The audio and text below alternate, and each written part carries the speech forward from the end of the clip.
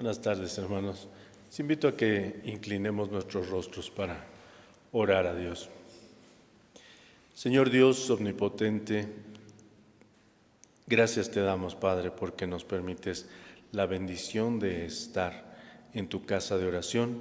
Gracias porque podamos escudriñar tu santa palabra y oramos, Padre, porque nos des doblada porción de tu gracia, de tu Espíritu, para poder comprender, para poder entender, Señor, para poder dilucidar lo que tienes para nosotros en esta ocasión. Oramos, Señor, porque podamos atesorarlo en nuestros corazones y que sea solamente tu palabra, Padre, lo que se vierta en esta hora, para honra y gloria tuya. Te lo suplicamos, Padre, en el nombre precioso de tu Hijo amado, nuestro Señor y Salvador Cristo Jesús. Amén.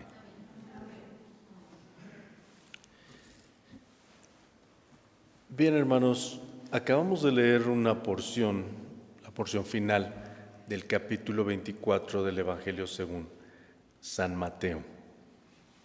Y el título del estudio de esta ocasión es Como en los días de Noé.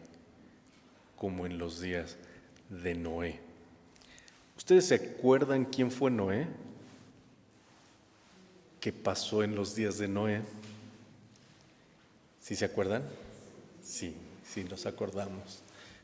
Es el famoso constructor del arca, el que estuvo a cargo de la fabricación de este gran navío. Y digo gran navío porque debemos saber que fue apenas hasta el siglo XX que se construyó un barco de las dimensiones del arca. Antes no había barcos tan gigantescos como fue el arca.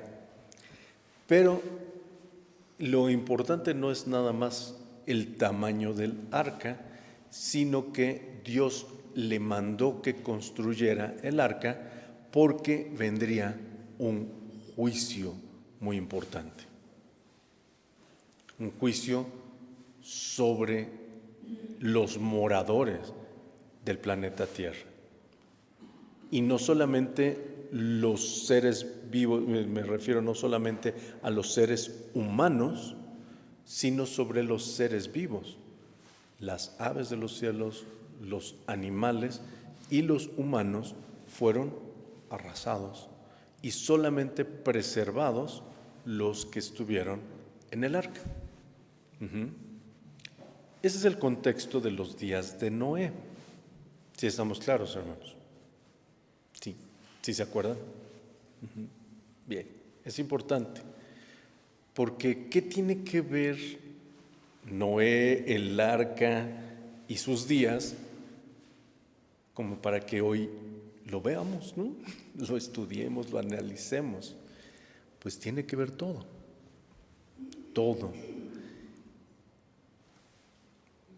Noé halló gracia en los ojos de Dios. Noé fue escogido por Dios, él, su esposa, sus hijos y las esposas de sus hijos, para preservar la vida humana. Cuando era niño, chiquito, escuchaba el catecismo infantil, lo aprendía, el catecismo infantil, y una de las preguntas dice, ¿quiénes fueron nuestros primeros padres? Eran Adán y Eva, nuestros primeros padres.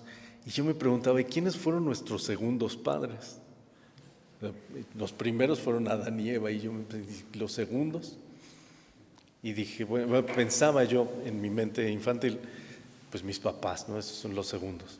Pero ya que fui creciendo, dije, bueno, no, nuestros segundos padres fueron Noé y su esposa, porque todos descendemos de Adán y Eva, pero después todos descendemos de Noé, su esposa, de Sem, Cam, Jafet y sus esposas, ¿no? Entonces pensé, dije, bueno, Esos fueron nuestros segundos padres y ya mis papás pues, son los terceros, ¿no? Es lo que pensaba yo, mis análisis teológicos infantiles eran así, ¿no? Porque siempre he sido muy preguntón, eso lo he dicho desde niño, he sido así, muy inquisitivo. Y sí, descendemos, de hecho, de Noé y su familia. Así como lo hacemos de Adán y Eva, también de Noé. Ellos repoblaron la tierra hasta nuestros días. Noé y sus hijos. Es bastante interesante. Esto realmente no es parte del estudio, pero si se hacen las matemáticas, cada 100 años aproximadamente se duplica la población mundial. Entonces, ahorita somos aproximadamente 8,000 millones de personas. Y si hacemos las matemáticas para regresar cada 100 años la mitad, vamos a llegar como a los 5,000 años más o menos, en donde la división nos da 8, porque eso es cuando fue el diluvio, aproximadamente. Es interesante. En otro momento lo podemos analizar con más detalle. Pero ese es el contexto. Dios iba a hacer un juicio sobre los habitantes de la tierra y eligió a Noé, a su esposa, a sus 3 hijos y a sus 3 esposas, bueno, a la esposa de cada uno de sus hijos, para preservar.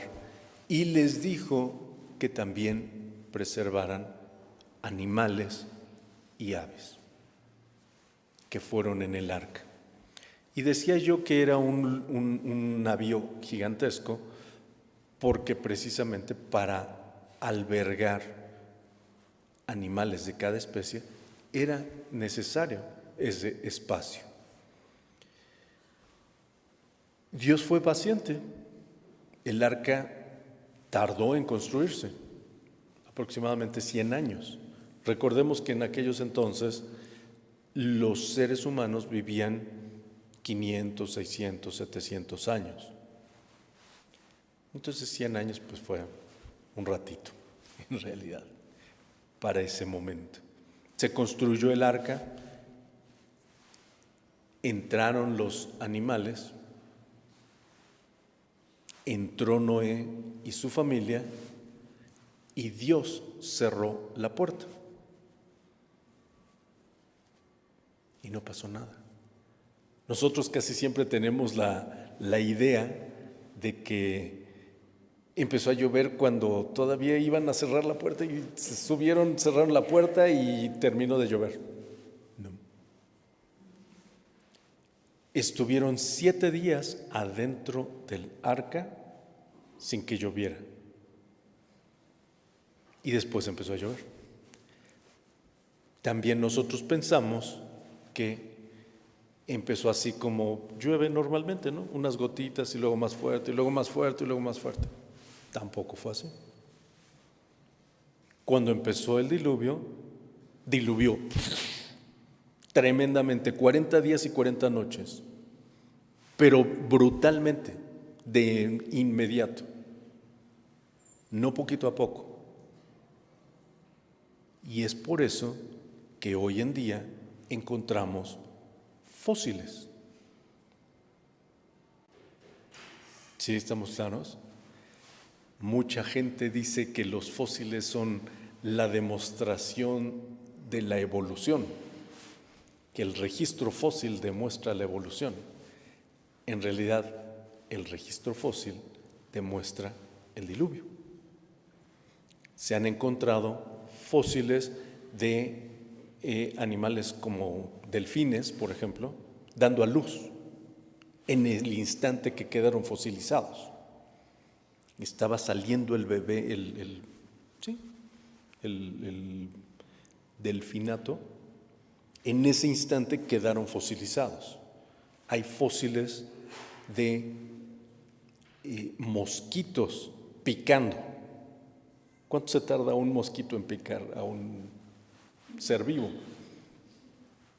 Segundos, ¿cierto? Y sin embargo hay fósiles así. Hay fósiles de animales comiendo algo en ese momento. Estaban comiendo. Y está fosilizado. ¿Por qué? Porque fue en un instante, en un momento que cayó el agua con tal fuerza que los seres vivos como estaban, así se quedaron. ¿Por qué hago todo este recuento del diluvio? Porque les dije, hermanos, que tiene todo que ver con nuestros días. Y tan tiene todo que ver con nuestros días que el Señor Jesucristo lo dijo. El Señor Jesucristo dijo en el versículo 38 de Mateo 24, porque como en los días antes del diluvio estaban comiendo y bebiendo, casándose y dando en casamiento, hasta el día que Noé entró en el arca, y no conocieron hasta que vino el diluvio y llevó a todos. Así será también la venida del Hijo del Hombre. Así será también, como en los días de Noé. Dice, estaban comiendo y bebiendo, casándose y dando en casamiento. Comiendo y bebiendo. Pues eso no es lo normal. No necesitamos comer y beber para vivir. Sí, claro, por supuesto. Pero eso es precisamente lo que dice el Señor. Estaban viviendo sus vidas normales. Estaban como si nada. Y casándose y dando en casamiento. Cuando una persona se casa, ¿en qué piensa? En el futuro, ¿no? Digo, por supuesto, pensamos en que estamos enamorados, que queremos vivir con la persona ideal, idónea para toda la vida, etcétera. Pero estamos pensando en vivir para toda la vida y que la vida sea por muchos años, ¿cierto? No que se nos va a acabar de inmediato. Estamos previendo una vida de gozo, de paz, de bendición permanente por tiempo, de ser posible mucho tiempo, ¿cierto? Eso es, estamos pensando a futuro, porque queremos formar una familia y tener hijos y que los hijos crezcan y que ellos tengan hijos a su vez y nosotros ver a nuestros nietos, ¿cierto? Eso es lo que pensamos o lo que suponemos. Y eso es lo que dice la palabra de Dios. Estaban comiendo, bebiendo, casándose y dándose en casamiento. Es decir, viviendo su vida tranquilamente, viviendo normalmente y pensando que tenían vida o que tendrían vida por mucho tiempo hacia adelante. Pero ¿qué pasó con el diluvio?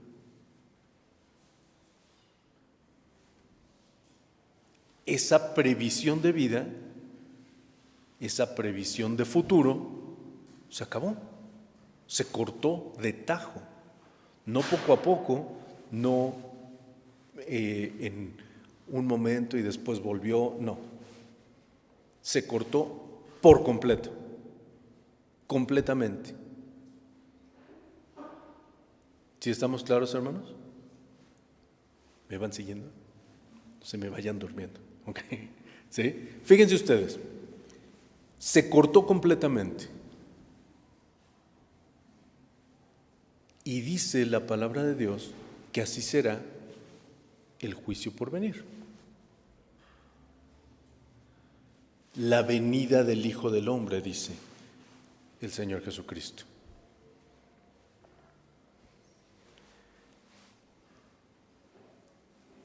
¿Por qué estamos tocando esto el día de hoy? Porque el día de hoy, y no solo este día, sino ya hace más de un mes y 12 días, que se suscitó esta guerra entre Israel y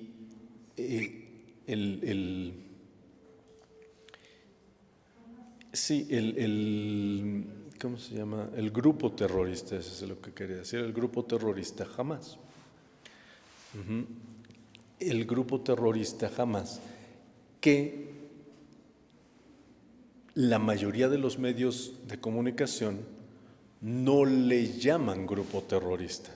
No sé si se han fijado, pero no le dicen grupo terrorista. Y de hecho, yo leía una aseveración de la BBC de Londres que a mi juicio es la mejor fuente informativa del mundo.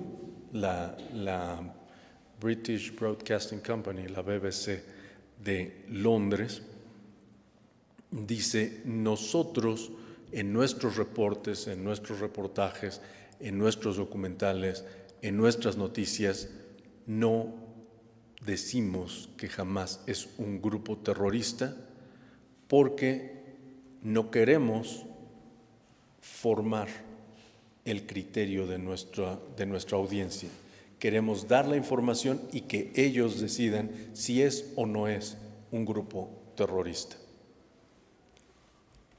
La verdad de las cosas es que no lo hacen por autopreservación. ¿Por qué digo esto? Porque los mismos terroristas atentarían contra los medios de comunicación que les llamen terroristas. Si estamos claros, justamente por eso. O sea, en mi pueblo les dicen sacatito. Sí, si entendemos claramente.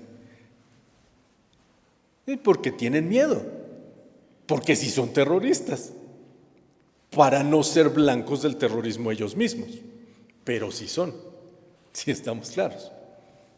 Entonces, esta situación se suscitó hace un mes y 12 días, hoy es 19 de noviembre, empezó el 7 de octubre, ¿no es cierto? Sí, ¿no?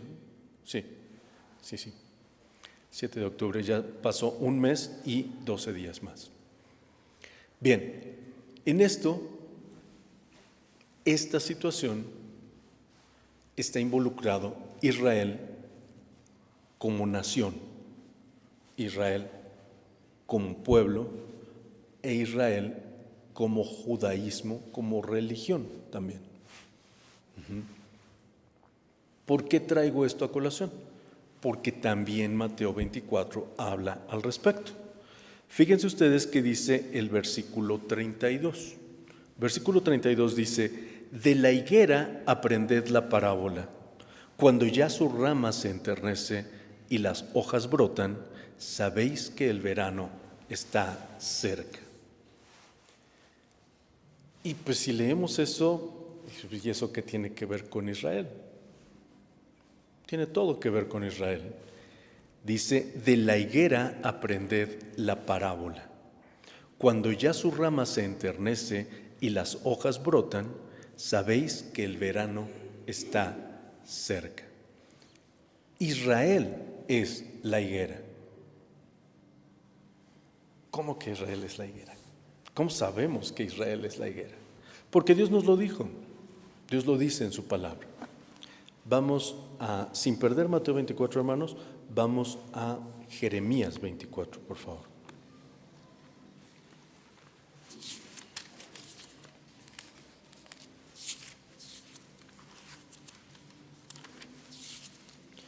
En Jeremías 24, en la parte superior de sus Biblias van a encontrar que dice las cestas de higos.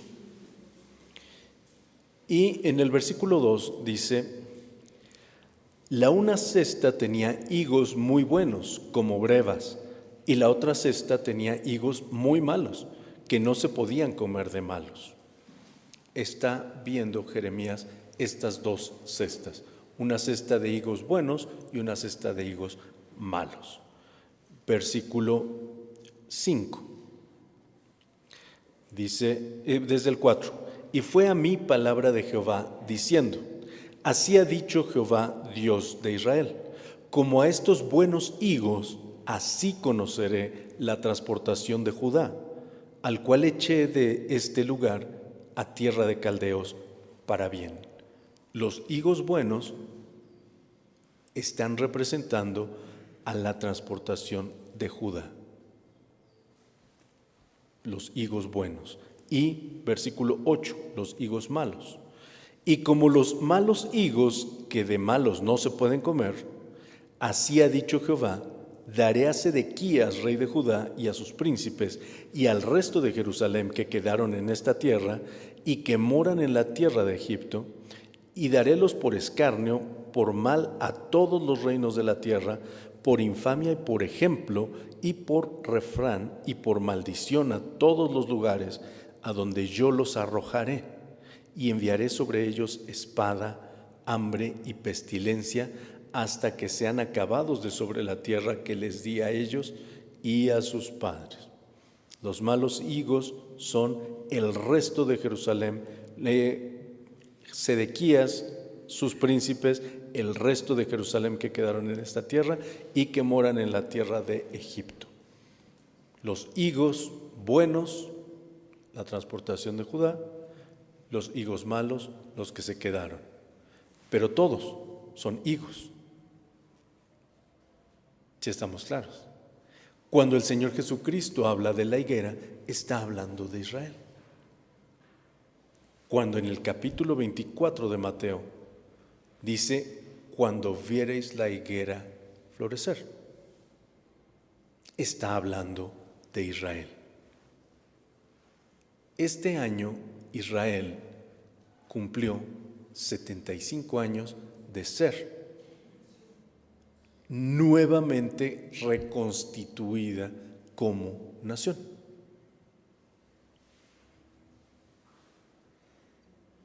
Estamos viendo a esa higuera creciendo, floreciendo y, de hecho, haciendo florecer el desierto, como también Dios lo prometió. Entonces esa higuera la estamos viendo florecer, lo cual quiere decir que el resto del pasaje que dice en Mateo 24, a partir del versículo 33, así también vosotros, cuando viereis todas estas cosas, sabed que está cercano, a las puertas. De cierto os digo que no pasará esta generación que todas estas cosas no acontezcan. El cielo y la tierra pasarán, mas mis palabras no pasarán.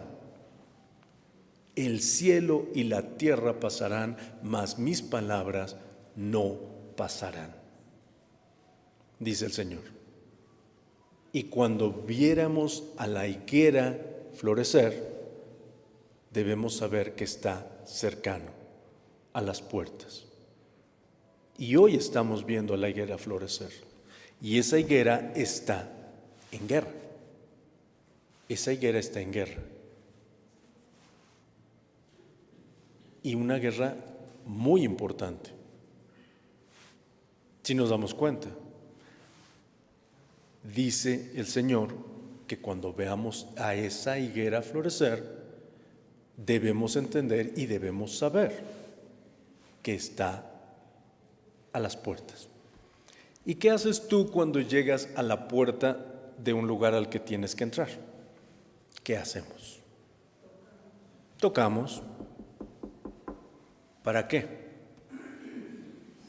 Para que nos abran y entremos, ¿cierto? Ese es el protocolo. El Señor está a las puertas. Es decir, está pronto a entrar, está próximo a llegar. ¿Sí estamos claros? ¿Y qué va a suceder? Como en los días de Noé, el juicio. ¿Sí estamos claros? Fíjense ustedes, en los días de Noé comían, bebían, se casaban y se daban en casamiento, dice la palabra de Dios. Pero además, dice la palabra de Dios, que no había varones y mujeres que no fueran total y completamente pecadores. Que el único que halló gracia delante de Dios fue Noé. ¿Sí estamos claros? Solo Noé halló gracia delante de Dios. Por eso fue destruido todo lo demás.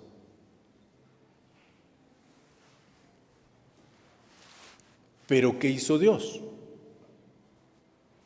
Dios, primero, escogió a Noé y a su familia. Segundo, le ordenó que fabricara el arca. Tercero, esperó a que la hiciera y la terminara, y a que cumpliera también el mandato de poblarla con animales. Y entrar Noé y su familia. Dios cerró el arca y después vino el juicio. ¿Sí estamos claros? Como en los días de Noé. Lo mismo va a hacer Dios con sus escogidos antes de que venga el juicio que está a las puertas. Ya vimos que la higuera es Israel, que Israel está floreciendo como nación. Está a las puertas el Señor. Pero antes de que venga el juicio, va a venir nuestra arca para preservar a sus elegidos. ¿A qué me refiero con nuestra arca y cómo me refiero que preservar a sus elegidos? Esto es lo que conocemos como el arrebato. Primero Dios nos va a poner a salvo y después viene el juicio. Antes de que venga el Señor, primero vamos a ser arrebatados como en los días de Noé, preservados para vida. Y es lo que dice en los versículos posteriores. En el versículo, desde el 39 para contextualizar, pero a partir del 40 es lo que quiero que leamos. Y no conocieron hasta que vino el diluvio y llevó a todos, así será también la venida del Hijo del Hombre. Entonces estarán dos en el campo, el uno será tomado y el otro será dejado. Dos mujeres moliendo a un molinillo, la una será tomada y la otra será dejada. Es decir, vamos a ser trasladados a la vida eterna inmediatamente. Si tomáramos literalmente lo que dice aquí, sería el 50% de las personas que serían tomadas y el 50% dejadas, porque de dos, uno se va y uno se queda, ¿cierto? Pero no es así, esto es explicatorio, no es de esa forma, porque no somos los cristianos o los que conocemos de la palabra de Dios, los que hemos sido por la gracia de Dios salvos. En este momento no somos la mitad de la población mundial. Ojalá que así fuera, pero no es. Es simplemente una manera de explicar. Pero eso es cierto, vamos a estar con otras personas y nosotros seremos quitados y esas otras personas serán dejadas. Aquí hay una reflexión importante. nosotros que tenemos la bendición de tener esa posibilidad de ser preservados por Dios, pues deberíamos compartirle a quien está con nosotros cotidianamente, en nuestra oficina, en nuestra escuela, en el mercado, en la casa, las personas que están con nosotros, nuestras propias familias, que conozcan la palabra de Dios, que acepten el conocimiento de la palabra de Dios, que lo tengan en su corazón, para que no se queden. Pero al menos, si se quedan, que no sea porque tú no les dijiste nada, que se queden porque ellos no quisieron tomar cartas en el asunto. Pero tú les has hablado, les has informado, avisado, predicado, para que conozcan el Evangelio. Esto está próximo a suceder. Como dice clarísimamente también el Señor en el versículo 36.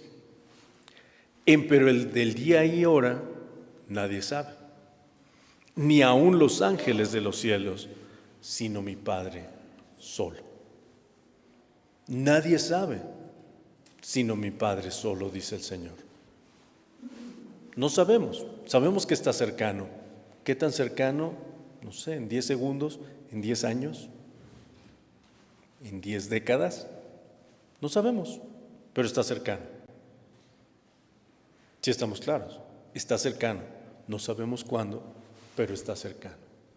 Por lo tanto, lo que debemos hacer, versículo 44, desde el 42, dice: velad pues, porque no sabéis a qué hora ha de venir vuestro Señor. Esto empero sabed, que si el padre de la familia supiese a cuál vela el ladrón había de venir, velaría y no dejaría minar su casa. Por tanto, también vosotros estad apercibidos, porque el Hijo del Hombre ha de venir a la hora que no pensáis. A la hora que no pensáis. Por lo tanto, ¿qué tienes que hacer? Estar apercibido, velar. Y la palabra de Dios, el mismo Señor Jesucristo, nos da un ejemplo de un siervo que el señor de la casa deja a cargo de sus bienes, y el siervo, si es fiel, es responsable, mantiene todo correctamente, y cuando regresa el Señor, le premia, le alaba. Pero si ese mismo siervo diciendo: ay, ya se tardó el Señor, igual y ya ni regresa, y pierde esa fidelidad, empieza a ser infiel, empieza a descuidar su trabajo, su servicio, su ministerio, y llega el señor de la casa y castiga a ese siervo negligente. La instancia del Señor es: velad. Lo que Dios te está diciendo a ti hoy, 19 de noviembre del 2023, es: velad. Versículo 46 dice: bienaventurado aquel siervo al cual cuando su Señor viniere le hallare haciendo así. Bienaventurado, es decir, que tenga bendición, bendecido aquel siervo al cual cuando su Señor viniere lo encuentre sirviendo fielmente. Ese eres tú. Ese siervo fiel eres tú, o debes ser tú. No importa si el Señor viene en 10 segundos o viene en 10 años, tú debes ser hallado fiel por Él. No porque te vea alguien más, sino porque el Señor Dios, creador del universo, te ha dejado a cargo de sus bienes. Y tú debes velar porque esos bienes prosperen y sean ocupados sanamente, santamente, adecuadamente. Tú eres el responsable de eso. Y ya vimos que la higuera está floreciendo,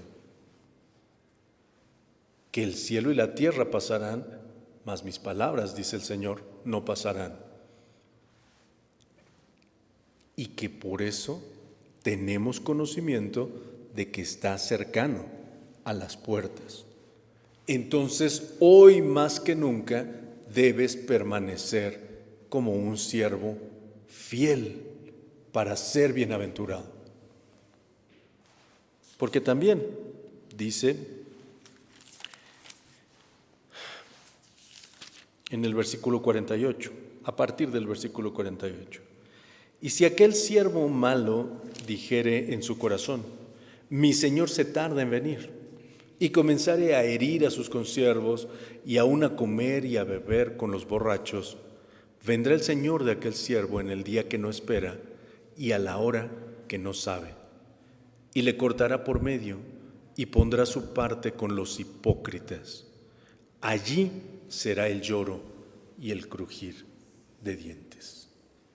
Allí, cuando venga el Señor en el día que no espera, a la hora que no sabe, y le cortará por medio y pondrá su parte con los hipócritas. ¿Tú quieres tener tu parte con los hipócritas? No, bien hermano, es correcto, así. No, por supuesto que no. Claro que yo no quiero tener mi parte con los hipócritas. Yo quiero, como dijo el Señor, ser bienaventurado. Bienaventurado, eso es lo que yo quiero. Entonces, para ser bienaventurado, ¿qué tienes que hacer? Velar y orar. Mantenerte firme, fuerte, dedicado al Señor, a la obra del Señor. Consciente y consistentemente, permanentemente, hasta que el Señor venga. Y entonces te dirá, como lo acabamos de leer en el versículo 46, bienaventurado aquel siervo al cual cuando su Señor viniere le hallare haciendo así. De cierto os digo que sobre todos sus bienes le pondrá. Sobre todos sus bienes le pondrá. Si eres fiel, si estás velando, vas a ser bienaventurado. Dios permita que esa sea la voz que escuchemos, que entendamos y que recibamos del Señor cuando Él venga por ti, que eres parte de su iglesia. Que Dios les bendiga, hermanos.